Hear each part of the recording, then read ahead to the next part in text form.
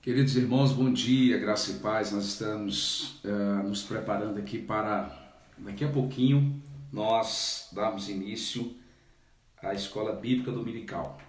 Enquanto isso, você pode aí preparar sua revista na lição de número 4.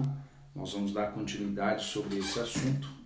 E eu queria convidar você e a sua casa a você providenciar aí a sua revista. Lição de número 4, nós estamos estudando sobre a mensagem da cruz, tá bom? O texto dessa lição é 1 Coríntios capítulo 2, do verso 1 ao verso de número 16. 1 Coríntios capítulo 2, do verso 1 ao verso número 16. Eu estou com uma Bíblia aqui com linguagem contemporânea, então os irmãos não estranham aí um pouco a diferença da leitura, certo? 1 Coríntios capítulo de número 2, versículo 1 a seguir. 1 Coríntios capítulo 2, nós estamos estudando a lição, a mensagem da cruz. Enquanto os irmãos demais vão entrando, nós já vamos lendo o texto aqui para nós ganharmos tempo, tá bom? O texto diz assim: amigos, vocês devem estar lembrados da primeira vez que os visitei, para deixá-los a par da grande jogada de Deus. Na ocasião, não tentei impressionar ninguém com discursos sofisticados ou com argumentos filosóficos. Decidi apresentar primeiro Jesus e quem ele é, de maneira pura e simples. Depois falei de Jesus e do que ele fez, o Jesus crucificado. Não estava certo sobre como apresentar o tema, senti-me despreparado. Se querem saber a verdade, eu estava morrendo de medo.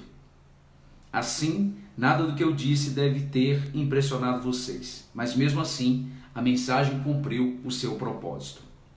O Espírito e o poder de Deus fazem isso, o que deixa claro que a vida de fé que possui é uma resposta ao poder de Deus, não resultado de técnicas de manipulação mental ou emocional. A verdade é que temos sabedoria para compartilhar, desde que vocês estejam espiritualmente firmes.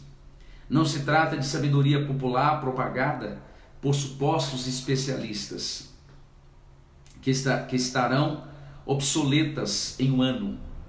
A sabedoria de Deus é algo misterioso, que encerra a profundidade do seu propósito.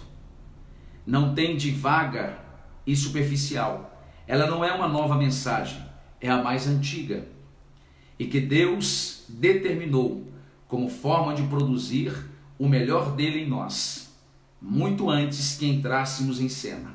Os sábios do nosso tempo não têm ideia do que seja esse plano eterno. Do contrário, não teriam matado numa cruz o Salvador da vida, designado por Deus. Por isso, temos esse texto das Escrituras. Ninguém jamais viu ou ouviu algo percebido. Ninguém se imaginou algo semelhante, mas é o que Deus tem preparado para aqueles que o amam. Mas vocês o têm visto e ouvido, porque Deus, por intermédio do seu Espírito, o revelou a vocês. O Espírito, não satisfeito em mover-se na superfície, mergulhou até as profundezas de Deus e traz à tona o que Deus planejou. Quem conhece o seu pensamento a não ser você mesmo?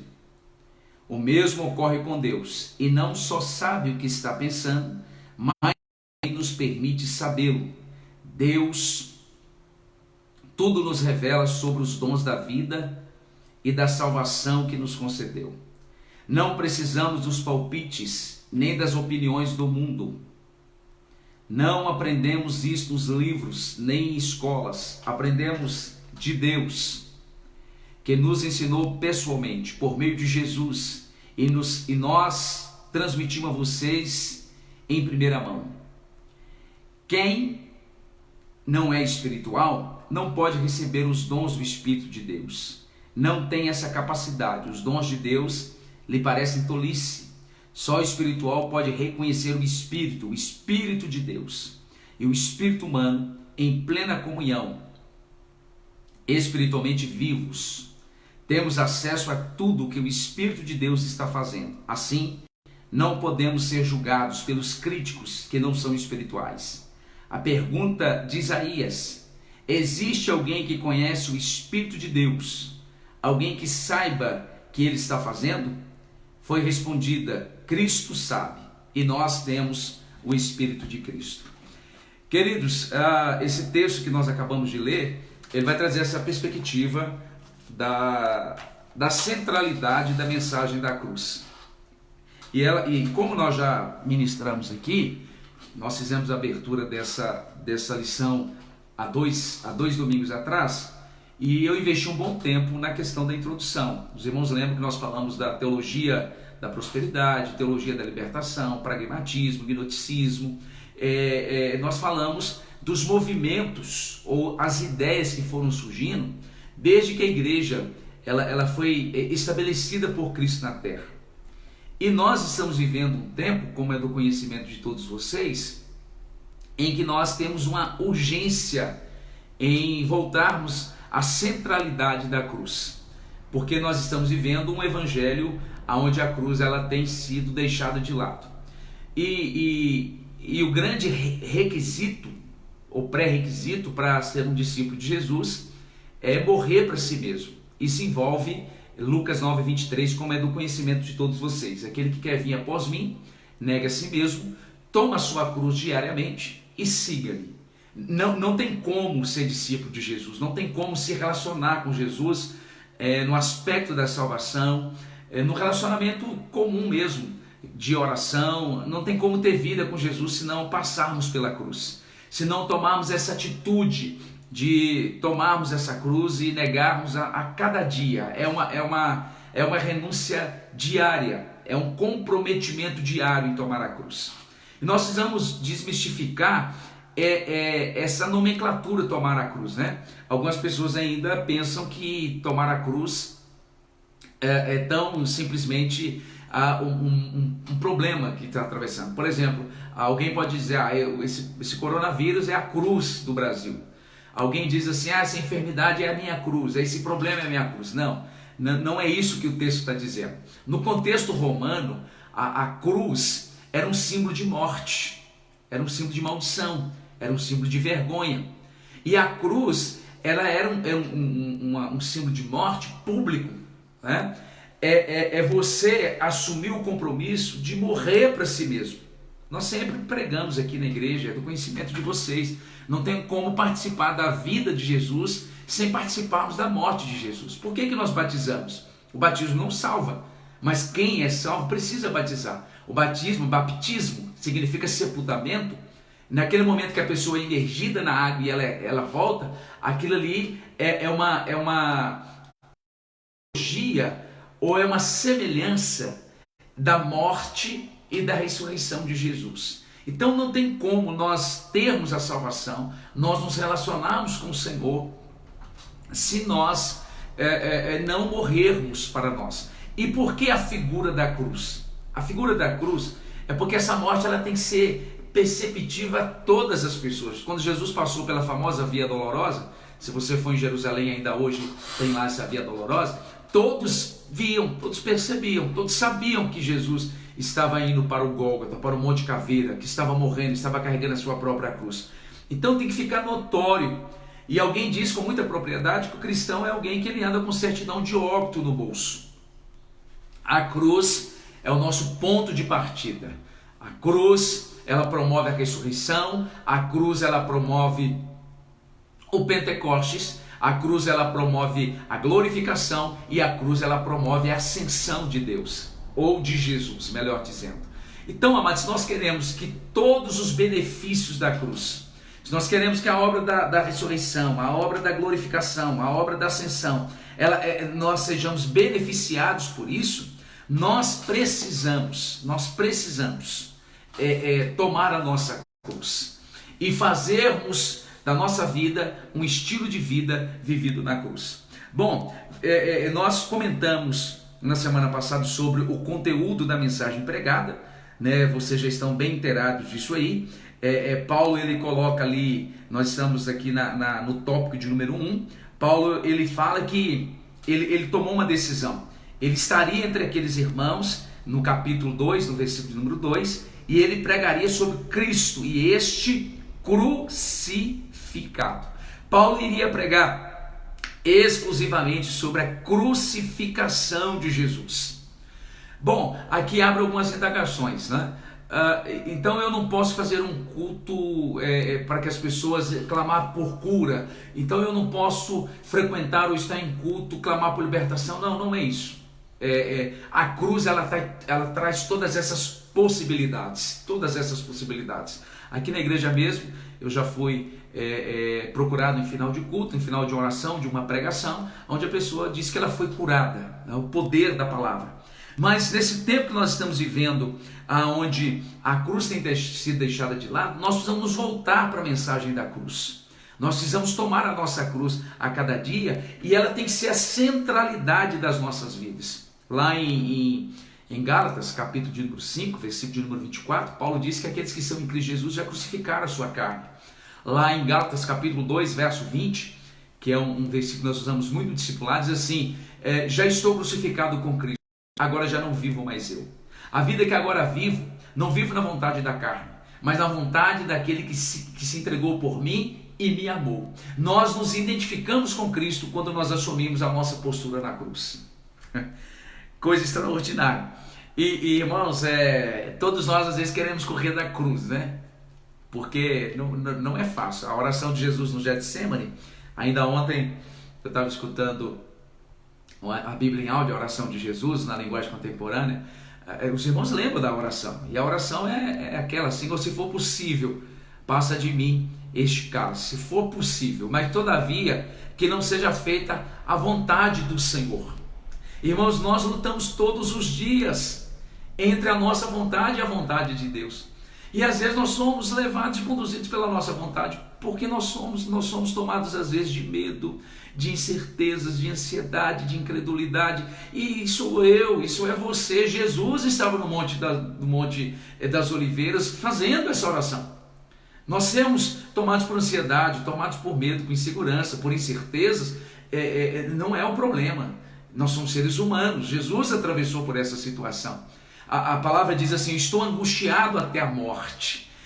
Na versão contemporânea, lá está escrito assim: eu estou profundamente triste, abatido, né? O medo cercou Jesus, a angústia cercou Jesus. Então eu quero falar para você nessa manhã, você que está angustiado, você que está tomado por ansiedade, por um desespero, isso não é sinal de incredulidade, isso é sinal de que você está vivo, isso é sinal da sua limitação, isso é sinal que eu e você precisamos de Deus, isso é um sinal gritante aos nossos ouvidos acerca do quão frágil nós somos.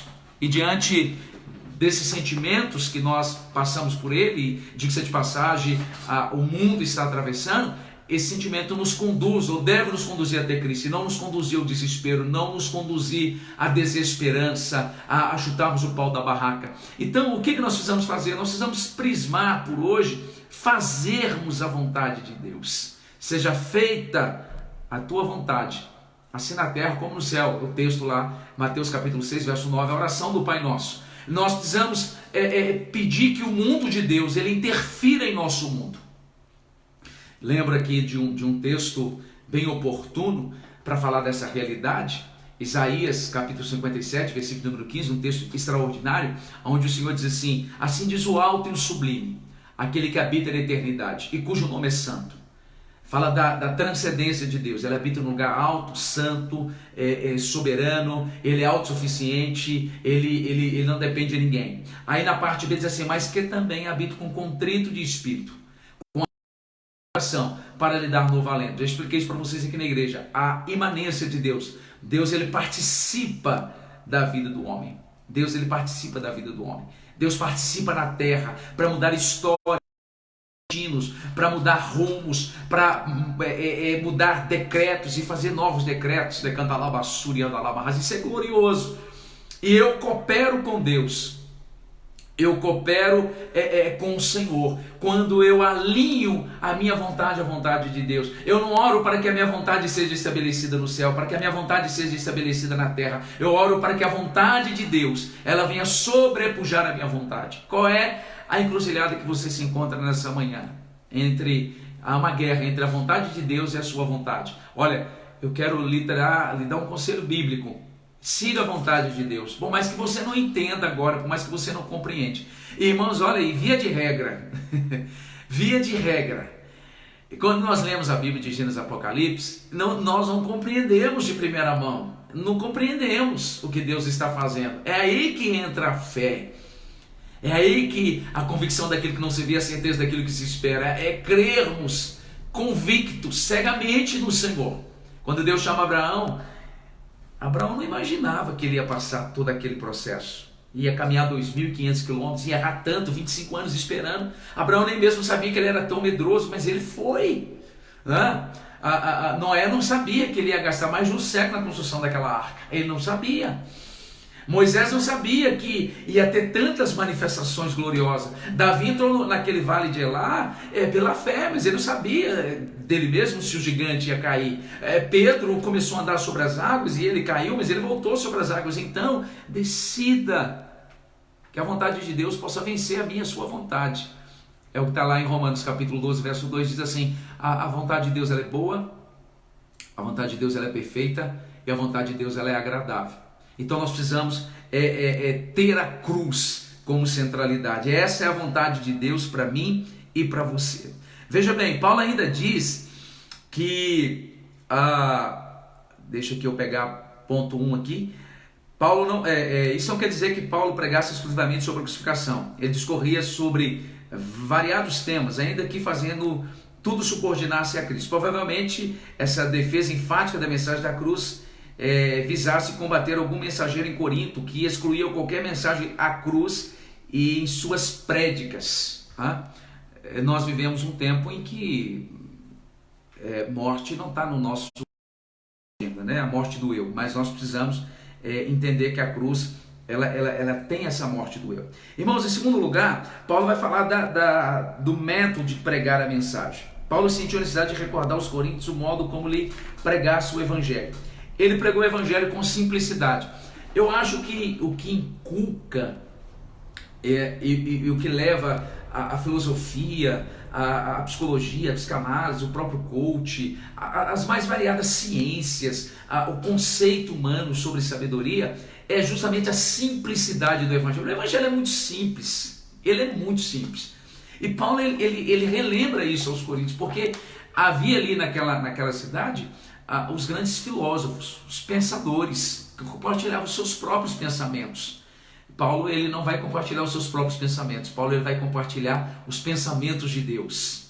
Isso é extraordinário, irmãos. Nós temos acesso à mente de Deus. Como assim, pastor? Porque nós temos acesso à sua palavra. Embora Paulo diz lá em Romanos 11, 33, né? Quem pois conheceu a mente do Senhor, quem foi o seu conselheiro? Nós sondamos a mente de Deus, os conceitos de Deus, quando nós experimentamos a sua palavra. Isso me leva àquela fala de Jesus, capítulo 5, verso 39, que diz assim: examinai as escrituras, porque cuidais ter nela a vida eterna. Quem que pode oferecer vida eterna? Quem é vida eterna? É o próprio Deus. Quando nós examinamos, quando nós lemos, quando nós nos debruçamos sobre a palavra de Deus, nós temos acesso à mente de Deus, ao coração de Deus. Isso é extraordinário e é muito simples. Eu acho que por ser tão simples, eles não se detêm, mas é de um poder transformador. Paulo falou lá em Romanos capítulo 1, eu não me vergonho do evangelho, porque o evangelho é poder de Deus. Irmão, creia, enquanto eu estou aqui discorrendo sobre o poder de Deus, que é a sua palavra, a sua vida está sendo tocada nessa hora. Você pode ser curado neste momento, você pode receber uma visitação do Eterno, porque é a palavra, é o poder de Deus manifesto através da sua palavra. É simples, mas é poderoso. Paulo diz que ele pregava com temor. 1 Coríntios capítulo 2, verso de número 3. E tem que ser com muito temor e tremor, porque nós estamos falando dos oráculos de Deus, os mistérios de Deus, a palavra de Deus. Paulo faz isso com muito temor e ele deixa isso bem claro aqui. Ele diz assim: olha, em fraqueza pode dar a ideia pode dar uma ideia de uma enfermidade física que o deixasse abatido. O temor existia em face da tarefa que tinha a desempenhar. O tremor devia-se às difíceis condições para pregar o evangelho em Corinto. Um comentarista, ele interpreta o estado emocional de Paulo da seguinte maneira: via-se desolado, sozinho, no meio de grande cidade, ansiando pela chegada de seus cooperadores, Silas e Timóteo. Um ambiente pesado de um paganismo grosseiro deprimiu o apóstolo Paulo. O orgulho daquela autossuficiência dos coríntios desalentava, sentia asco pelas impurezas e corrupção moral do ambiente. Esse sentimento de Paulo, como sobrecarga de tudo, entristecia-se a oposição, entristeciam a oposição maligna e blasfema dos patrícios e dos judeus. Mas Paulo recebeu o conforto do Senhor. O conforto do Senhor. Isso é glorioso. Deus não nos poupa dos momentos difíceis, não é verdade? A prova é o que nós estamos passando. Deus não vai nos poupar dos momentos difíceis. Mas, irmãos, Ele não poupa também no seu consolo. Ele não vai poupar também na sua intervenção, na sua provisão, no seu cuidado. Ele diz assim, o apóstolo Paulo, lá em Atos 18:11, acerca desse contexto, ele diz assim: não temas, pelo contrário, fala e não te cales. Olha, Paulo, há uma oposição maligna, há uma oposição dos judeus, dos religiosos, há uma promiscuidade, uma impureza, as pessoas querem matar Paulo, Paulo está cheio de temor, de tremor, e também aqui aborda um aspecto das suas limitações humanas. Deus fala que Paulo deve avançar. Paulo deve avançar. Louvado seja o nome do Senhor. Louvado seja o nome do Senhor. Nós temos que avançar, irmãos. Isso que te limita, isso que te prende hoje, eu não sei o que é. Talvez uma notícia drástica. Às vezes a gente recebe algumas notícias que tiram o nosso chão. Um diagnóstico, sabe? É a própria situação que nós estamos vivenciando. Eu não tenho informações, mas eu acredito que tem pessoas já com depressão. Eu acredito que já tem pessoas desesperadas, angustiadas. Nós estamos aí uma semana guardados na nossa casa, você já começa a ficar sem lugar. E quando nós vamos acessar os boletins, as últimas atualizações, um temor assola o nosso coração. Não sei o seu, mas o meu, sabe? E eu não sei qual é a situação. Olha o que Paulo diz aqui, Deus diz para Paulo: não temas, fale e não te cales. Ou seja, nós precisamos avançar, nós precisamos continuar. Não se entregue à angústia, não se entregue à depressão, não se entregue à ansiedade, não se entregue de forma alguma, avance. Ele ainda diz aqui, olha: porquanto eu estou contigo e ninguém ousará fazer-te mal. Oh meu Deus, se Deus é por nós, quem será contra nós? É como se Deus estivesse dizendo assim: Paulo, para de olhar a proposição maligna. Paulo, para de olhar a proposição dos judeus, dos fariseus, dos saduceus. Paulo, não permita, não fique olhando para as barreiras. Paulo, olhe para mim que estou com você. Eu estou com você. Quem ousará te fazer mal? Eu estou com você.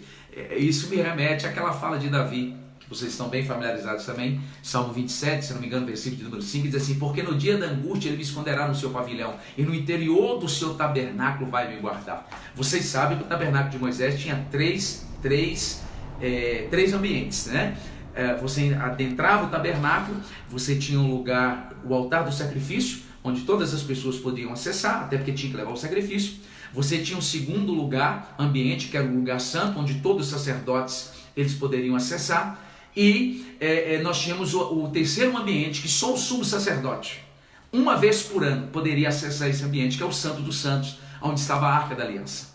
O que Davi está dizendo ali no Salmo 27, versículo de número 5, é que Deus iria guardar o interior do tabernáculo, entende? Interior do tabernáculo.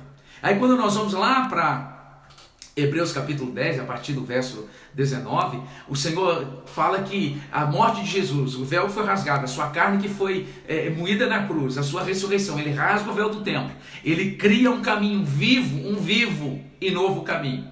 pelo seu sangue, e nós temos acesso ao Santo dos Santos. É lá que o Senhor nos coloca. Paulo, Deus diz assim: Paulo, olha, não te detenhas, não te cale, não temas, eu estou contigo. Quem ousará fazer alguma coisa com você? Você está no Santo dos Santos, você está no meu pavilhão. A ideia é o esconderijo do leão. Imagine quem vai entrar no esconderijo do leão, o leão da tribo de Judá. Então ele diz para Paulo avançar. Ele diz para Paulo avançar, e ele ainda diz assim: olha, pois tenho muito povo nesta cidade. E Paulo pôs a tarefa. O que Deus estava falando? Paulo, eles não vão tirar a sua vida. Eles não vão te eliminar. Eles não vão acabar com você. Eles vão, a sua vida será poupada, porque eu tenho muito o que fazer. Irmãos, a nossa vida está nas mãos de Deus. A nossa vida está nas mãos do Senhor. E é no tempo de Deus que as coisas vão acontecer.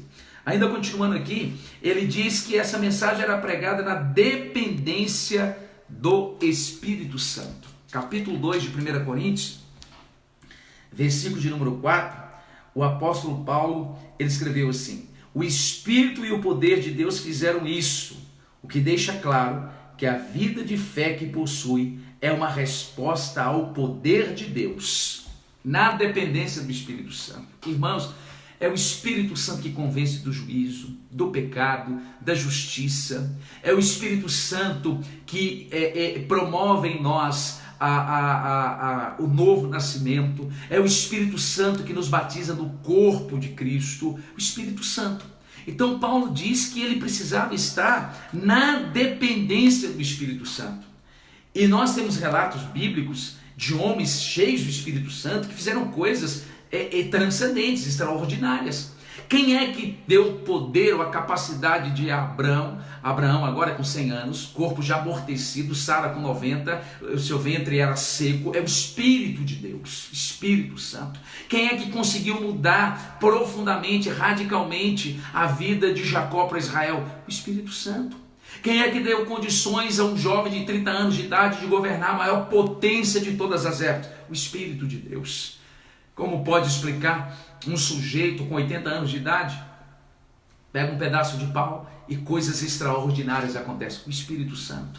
Um sujeito pega uma carcaça de jumento e mata 1000 homens? O Espírito de Deus. Um jovem com perícia nenhuma na guerra pega uma pedra, um estilingue, que é uma funda, com uma coragem assustadora, onde todos os homens preparados para a guerra, havia ali pessoas treinadas, havia ali generais, capitães, havia ali pessoas peritos em guerra, ninguém entrou. O que fez um jovem de 1,60 m aproximadamente, 17 anos, entrar em um vale chamado Vale de Elá e enfrentar um homem que era uma verdadeira máquina de matar? O Espírito Santo. 1 Samuel capítulo 16 diz que quando o óleo de Samuel desceu sobre a cabeça de Davi, ele foi possuído. A palavra é essa, né? Às vezes nos assusta porque ela foi tomada por um outro sentido pejorativo, mas ele foi possuído pelo Espírito Santo. O Espírito de Deus possuiu Davi de tal modo que o conduziu ao vale de Elá e tomou aquela pedra que virou uma dinamite na mão do Espírito Santo. O Espírito de Deus. O que dizer de Pedro? Após o derramamento do Espírito, o cumprimento da promessa, o texto em apreço fala-nos que Pedro pregou e no primeiro dia quase 3.000 almas se agregaram. Chega um tempo que Lucas para de contar, ele conta até 5.000, perde o número. A pregação do apóstolo, a sombra do apóstolo Pedro,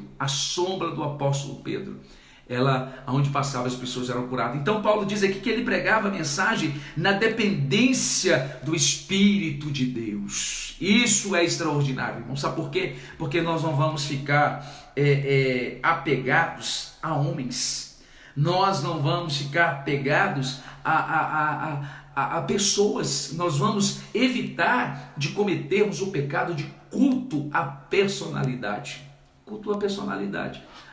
Então se é fulano que vai pregar, eu vou acessar, eu vou ouvir. É Beltrano que vai cantar, então eu vou acessar, eu vou ouvir, ou eu vou em tal igreja, eu vou em tal evento. Isso é culto à personalidade. Nós evitamos o culto à personalidade quando nós nos detemos na dependência do Espírito Santo. A nossa preocupação não é quem tem que pregar ou quem vai pregar. Paulo diz em 2 Coríntios capítulo 4, verso 7, nós temos um tesouro, vaso é de barro, é frágil, se cai e quebra, não tem beleza nenhuma. A nossa oração é para que o Espírito do Senhor, ele possa falar por meio daquele vaso de barro. Paulo então vai dizer que a mensagem da cruz era uma mensagem que era pregada na dependência do Espírito Santo. Somente ele tem poder de convencer as pessoas do pecado, do juízo, da justiça. João capítulo 16, verso 8. Paulo diz aqui o propósito a ser alcançado pela pregação. Qual que era o propósito? Para que aqueles irmãos tivessem a fé deles apoiadas em Cristo, e não em homens. Irmãos, olha, no dia da crise, no dia do deserto, no dia do vale, talvez você está atravessando ele de forma individual em outra situação, o que vai fazer a grande diferença na sua vida é se você tem a fé em Cristo, se você tem a fé no pastor, se você tem a fé no irmão, se você tem a fé nos televangelistas, enfim, se você tem a fé em si mesmo, você não vai sair do lugar.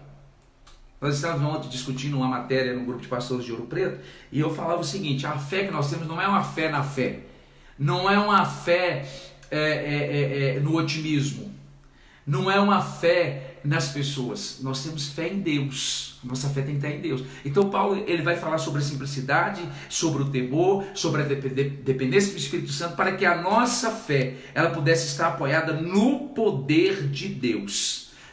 Em Corinto aquilo era muito claro, porque esses irmãos se apoiavam muito nos filósofos. Vocês lembram de 1 Coríntios capítulo 3, quando eles usam daquela fala, porque eu sou de Paulo, porque eu sou de Cefas, porque eu sou de Apolo?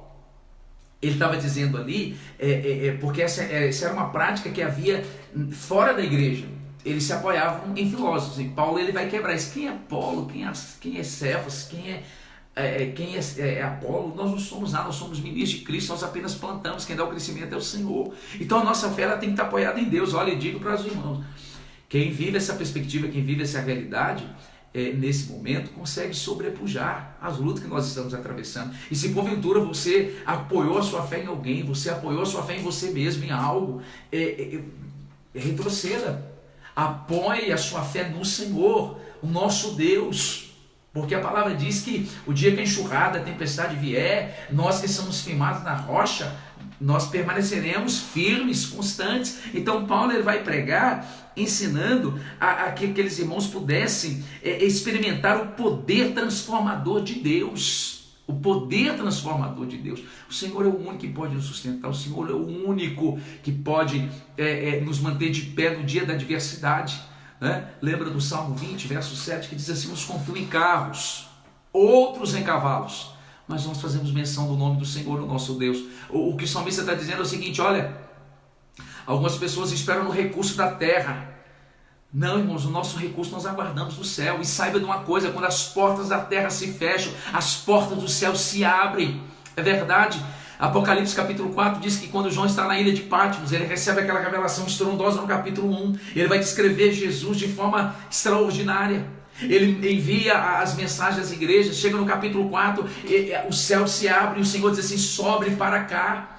Deus estava abrindo uma porta a partir dos céus. Quando as portas da terra se fecham, as portas do céu, elas são escancaradas para nós. Olha, essas portas aqui na terra se findaram para você. Você é um forte candidato até as portas do céu abertas para você e a sua casa, porque Deus é o Senhor, Ele cuida das nossas vidas. Então a nossa fé tem que estar apoiada no poder de Deus, no poder do Senhor.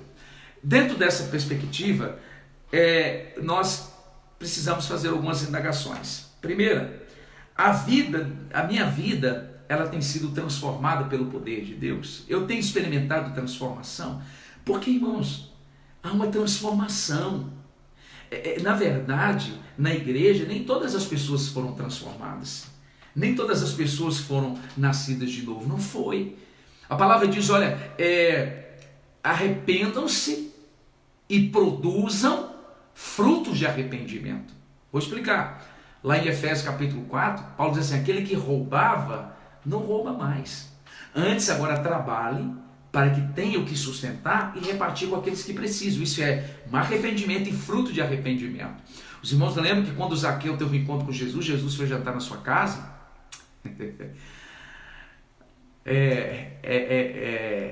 Sabe aqui que eu estou sorrindo? É porque Jesus faz questão de estar na nossa casa, mas às vezes a gente não abre a porta. Como assim, pastor?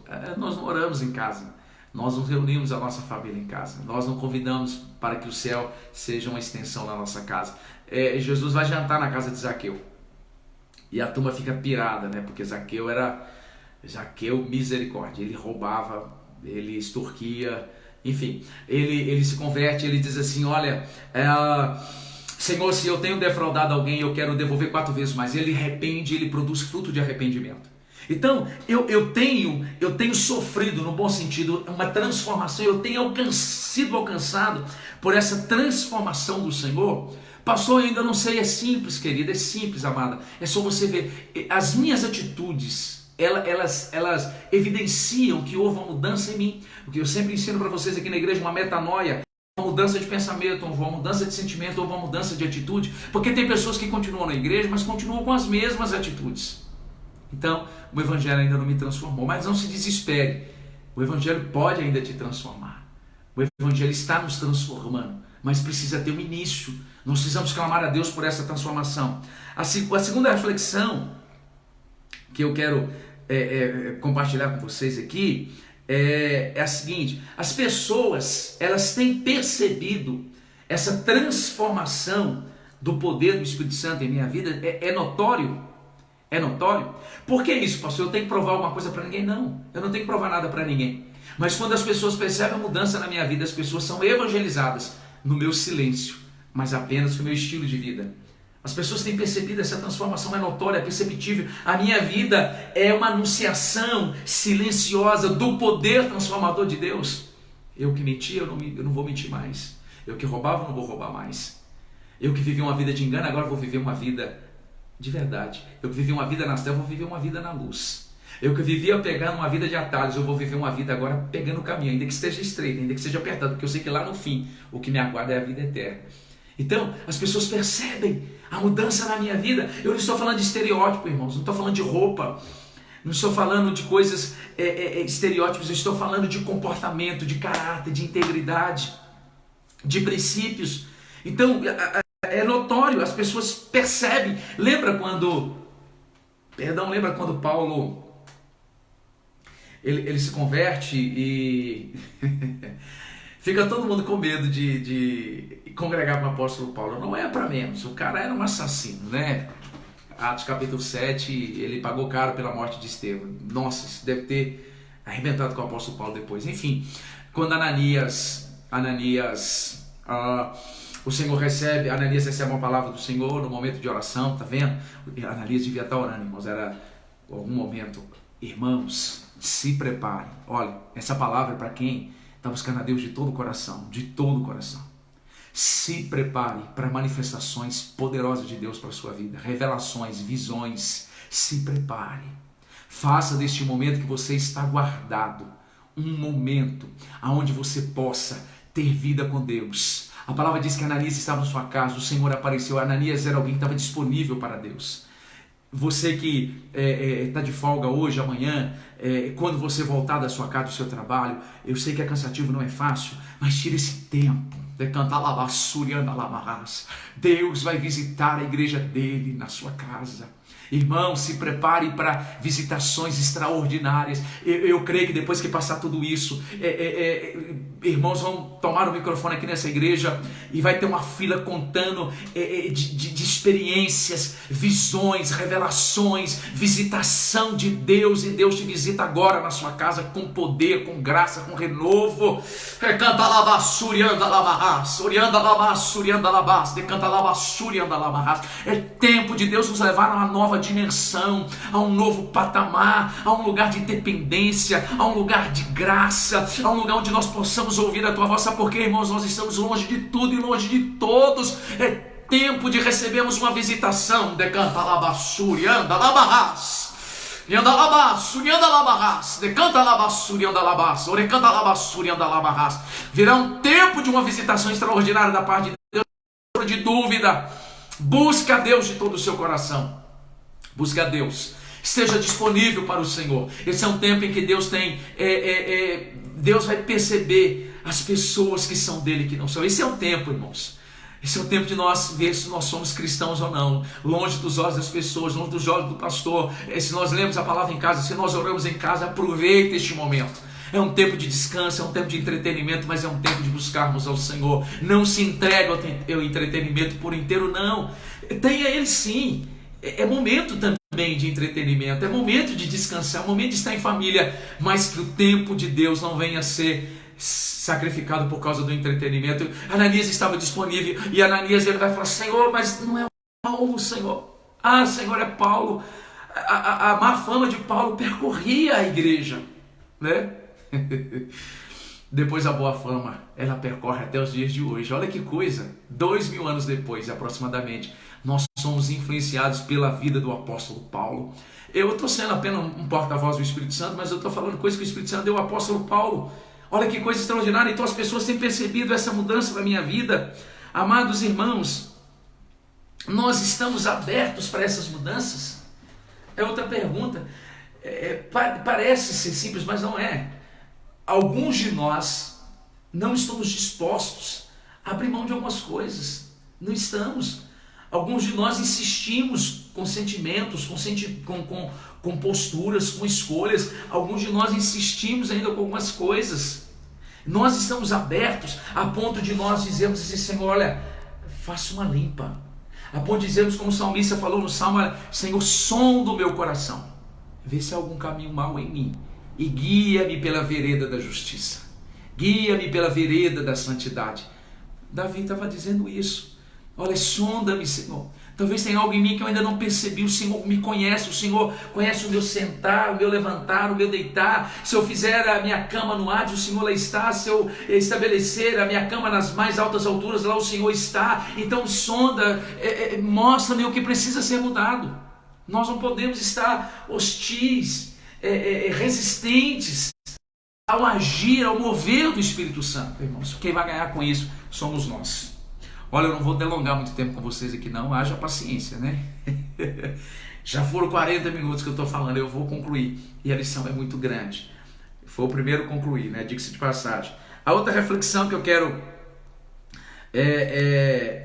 pensar com vocês é o seguinte: as últimas decisões que eu tomei na minha vida, eu tomei baseado em conceitos e ciências e sabedorias humanas, ou no conceito da palavra de Deus. Nós estamos vivendo esse advento do coach, da psicanálise, da psicologia, que são ferramentas extraordinárias, né? Eu mesmo estudo sobre isso. Mas, irmãos, o único poder libertador, o poder que cura, transformador, é o Evangelho. É o Evangelho, é a palavra de Deus. Então, as últimas decisões que eu tomei baseado na palavra, ou eu tomei baseado em conceito e sabedoria humana. Não estou dizendo que eles não são bons, são. Mas nós acertamos quando nós buscamos orientação na palavra de Deus. Olha, a revelação da mensagem da cruz. A mensagem da cruz também é sabedoria de Deus. Às vezes as pessoas nos enxergam como pessoas iletradas, analfabetas, mas a mensagem da cruz, ela é sabedoria de Deus.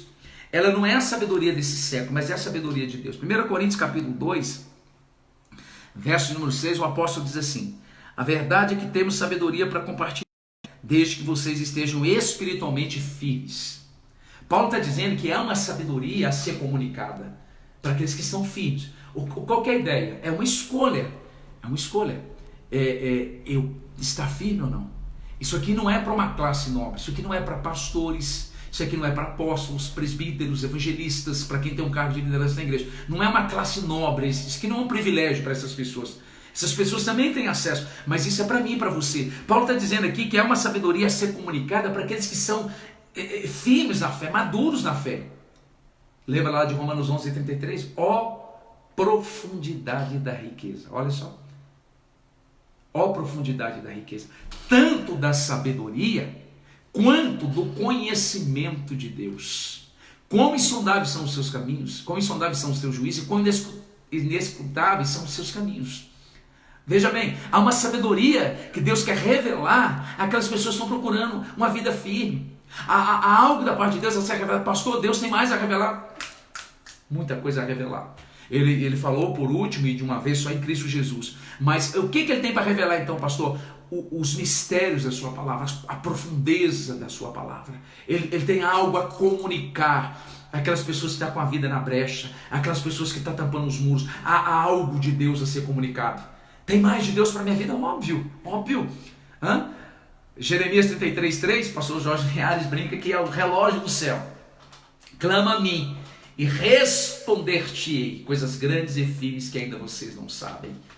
Aquilo que o coração não subiu ao coração, não subiu à mente do homem, o homem não ouviu, são essas coisas que Deus tem preparado para aqueles que o amam. 1 Coríntios 2,9. A glória da segunda casa será maior do que a primeira. Deus tem uma sabedoria para comunicar aquelas pessoas que estão firmes, que querem ser firmes, que querem crescer. Isso é para mim, isso é para você, meu querido. Ao anunciar a mensagem da cruz, os servos de Deus, Paulo expunha a sabedoria entre os experimentados. Significa dizer que a sabedoria de Deus estava disponível àqueles que são maduros. O oposto da maioria dos cristãos de Corinto. Aqueles que são espirituais progridem, experimentando com a ajuda do Espírito tudo que merece por meio de Jesus. Ora, ou todos os tesouros da sabedoria que neles estão escondidos. Há uma sabedoria de Deus escondida em Cristo Jesus que Deus quer revelar a nós. Colossenses capítulo 2, verso de número 2 e 3 diz assim, veja bem, quero vocês unidos, numa vida de amor, em contato com tudo que se pode saber sobre Deus. Assim terão a mente confiante e em paz, concentrada em Cristo, o grande mistério de Deus. Todos os ricos tesouros da sabedoria e do conhecimento estão incrustados neste mistério. A sabedoria de Deus, ela precisa ser cavada em Cristo Jesus. E o Senhor, Ele quer isso a nós que queremos crescer, nós que queremos nos aprofundar. Não é assim, irmão. Nós vivemos esse tempo no mundo aí. As pessoas fazem curso de inglês, curso de espanhol, de francês, para estarem melhores preparados. Isso é legítimo e tem que fazer. Constantemente eu estou aprimorando, buscando conhecimento. Isso é legítimo. Você que foi inserido numa empresa agora e a sua empresa investe em você, dando curso, palestras, para que você seja o melhor gerente, o melhor funcionário, para que você saiba como agir nas mais diversas situações. Irmãos, o mundo cresce em conhecimento, o mundo busca aperfeiçoamento, e o que o apóstolo Paulo está nos convidando, o que o Espírito Santo nos convida, é que há tesouros escondidos em Cristo Jesus da parte de Deus que Ele quer revelar a nós. Olha, nós conhecemos muito pouco de Deus e nós já ficamos deslumbrados, não é verdade? Nós conhecemos muito pouco do Senhor e desfrutamos da sua presença. Agora imagina se nós mergulharmos os tesouros do Senhor, nós sermos caçadores de tesouros espirituais, há segredos escondidos em Cristo Jesus que Deus quer revelar a nós. Isso é extraordinário. Isso está disposto para mim e para você. Eu vou concluir, tá bom? A sabedoria desse século tem origem neste mundo e se compõe das características morais e espirituais do tempo presente. É a sabedoria formulada ou vista nos poderosos dessa época, que é passageira, assim como são os que por ela vivem. Nós investimos tanto tempo em nos atualizarmos, em buscarmos sabedoria de Deus. Nós investimos tanto tempo em debruçarmos sobre livros, lermos dos mais variados livros, e isso é normal. Agora eu quero te dizer o que não é normal. Se a sua vida de oração, se a sua vida da palavra de Deus, ela é dada menos importância do que esses livros que você anda lendo, apenas para você estar atualizado, para você ter um bate-papo com grupos, para você não ser tido como retrógrado, como analfabeto. Você é um cristão, então você não tem cultura. Se você está tão somente preocupado com isso, você está muito raso. Leia, eu também leio, mas que a leitura da palavra de Deus e que a vida de Deus possa ocupar um tempo maior, um tempo de qualidade na sua vida. Porque no frigir dos ovos, irmãos, quando você chegar no céu, o Senhor não vai perguntar quantos diplomas você tem, se você é formado, se você tem mestrado, se você tem doutorado, pós-doc, melhor dizendo. Pós-doc é boa, pós-doc. O Senhor não vai te perguntar quantas faculdades você fez, quantos livros você leu. O Senhor não vai perguntar o quanto você estava atualizado na internet, quantas pessoas te seguiu, o quanto você era popular. O Senhor vai te perguntar: olha, você foi fiel, você me obedeceu, você fez a sua vontade. É isso que vai importar. Eu não estou aqui conclamando a igreja para não lermos, para não crescermos, para não usufruirmos daquilo que esse mundo oferece acerca de conhecimento. Não é isso. Eu estou dizendo o seguinte: se você está empenhando mais o seu tempo na leitura de livros, você está ouvindo mais pessoas que não professam a fé. Nós temos mentes brilhantes, como aquele Portela, um professor de filosofia. Nós temos mentes brilhantes, né? Mas a sabedoria dessas pessoas, ela tem origem na terra, ela tem origem no homem. A sabedoria de Deus não, ela é transcendente. A sabedoria de Deus vai nos produzir vida. A sabedoria humana, ela produz soberba. A sabedoria humana, ela produz, irmãos, vanglória, idolatria. Quem tem precisa se cuidar para não entrar nesse terreno perigoso. Mas a sabedoria de Deus, eu vou ler sobre a sabedoria de Deus. Tiago, capítulo de número 1, a palavra diz que quem tem falta de sabedoria deve pedir a Deus, que Deus dá a todos sem lançar em rosto. Eu vou ler esse versículo e nós vamos orar, tá bom? Tiago, capítulo de número 1, da epístola de Tiago. Lembrando, Tiago, irmão de Jesus, porque Tiago, irmão de João, ele morreu como mártir, né? Foi o primeiro mártir dos apóstolos. O primeiro mártir da igreja foi Estevão, foi um diácono. A palavra do Senhor nos diz que, capítulo 1, verso 5, se alguém de vós tem falta de sabedoria, peça a Deus, que a todos dá liberalmente, e não lança em rosto, e ser-lhe-á dada. Peça, porém, com fé, não duvidando, porque o que duvida é semelhante à onda do mar, que é levado pelo vento de um lado e para o outro. Não pense tal homem que vai receber alguma coisa de Deus. Então, se nós temos falta de sabedoria, nós precisamos pedir a Deus sabedoria. Olha o que está escrito aqui. Não erreis, meus amados irmãos. Capítulo 1, verso de número 16. Toda boa dádiva, todo dom perfeito vem do alto, descendo o Pai das luzes, em quem não há mudança, nem sombra de variação. Segundo a sua vontade, ele nos gerou pela sua própria verdade, para que fizéssemos como primícias da sua criação, ou fôssemos primícias da sua criação. Olha que coisa extraordinária. Então, queridos, nós possamos nos voltar para a simplicidade do Evangelho, dependência do Espírito Santo, centralidade da cruz, que fique notório para todos a transformação que Deus provocou na minha vida. Pastor, eu frequento a igreja, eu até participo da ceia, até tem ministério, mas algumas coisas não mudam na minha vida. Nós vamos orar agora por isso. Nós vamos clamar a Deus para que você receba essa metanoia da parte do Senhor. Todos nós precisamos de uma ação de Deus nas nossas vidas. Mas não largue a sua cruz por nada. Não troque a sua cruz por nada, por um prato de guisado, como Esaú fez. Não troque a sua cruz por um momento de prazer, por um atalho. Não troque. A cruz, ela é pesada, ela é árdua, mas a cruz é a chave que abrirá os portais celestiais em Cristo Jesus para a eternidade. Queridos, Deus te abençoe. Deus abençoe a sua vida, a sua família. Nós já ministramos aqui 50 minutos. À noite, às 19 horas, eu estarei entrando ao vivo no Facebook da igreja para trazer uma palavra ao seu coração, tá bom? Esse é o nosso culto. Queria pedir aos irmãos que estão sintonizados que passe esse anúncio do culto às 19 horas. Nós continuaremos tendo os nossos cultos, porém nós teremos online, tá bom? Porque se nós ficarmos sem ouvirmos a palavra, sem sermos alimentados, sem estarmos juntos, a possibilidade de nós nos esfriarmos, ela é maior. Dê uma prioridade para a igreja nos momentos de culto. Dê uma prioridade para a igreja. Você tem aí um leque de ótimos expositores da palavra de Deus. Nossa, grandes expositores, né?